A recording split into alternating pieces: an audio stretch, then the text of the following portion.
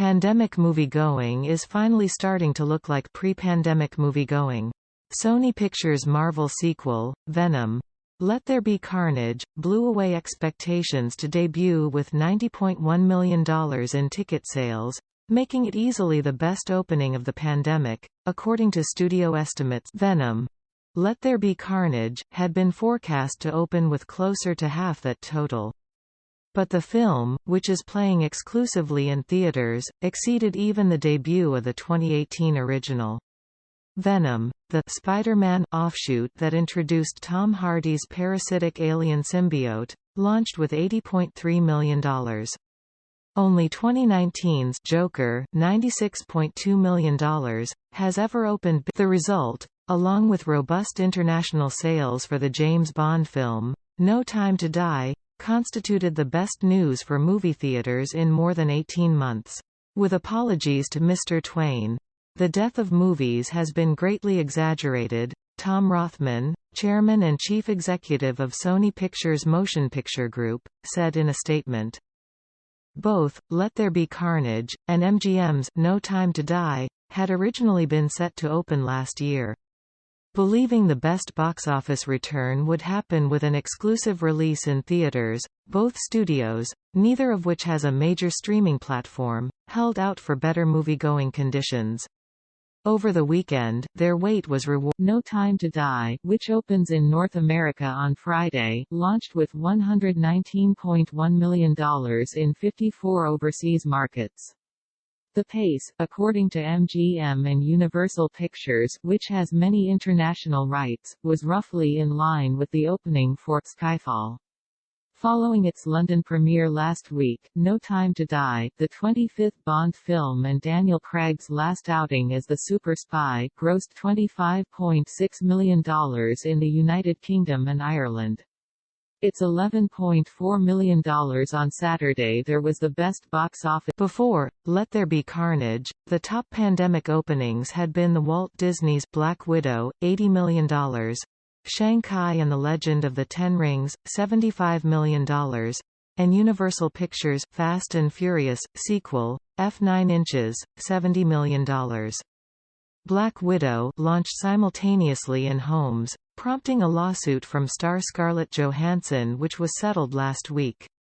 Shanghai, F9, and Let There Be Carnage debuted. Films can only become cultural when people see them together on the biggest, best screens and have that experience as a group, said Josh Greenstein, president of Sony Motion Pictures Group.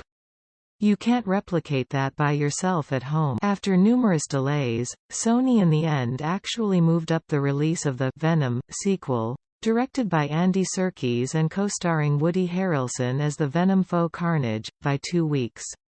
We saw the health of Shanghai, and it gave us confidence that when the product is there, the box office will return, said Adrian Smith, Sony's distribution chief.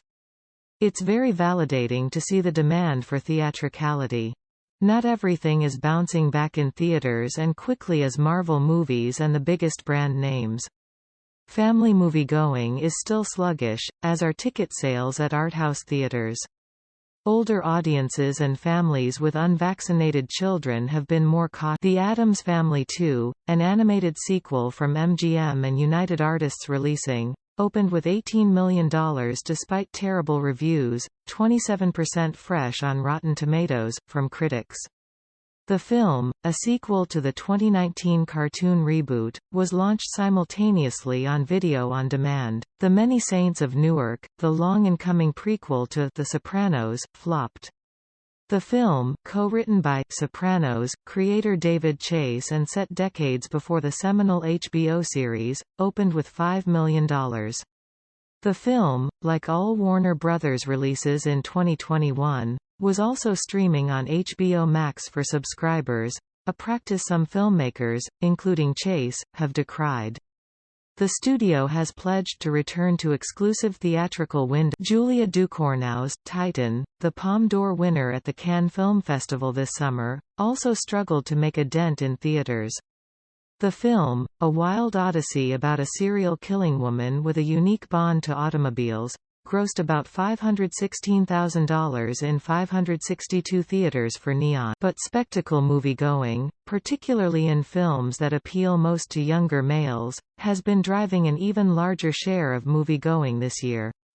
Marvel's Shanghai, the studio's first film led by an Asian superhero, has dominated the last month in theaters. It had been the #1 film for 4 consecutive weeks.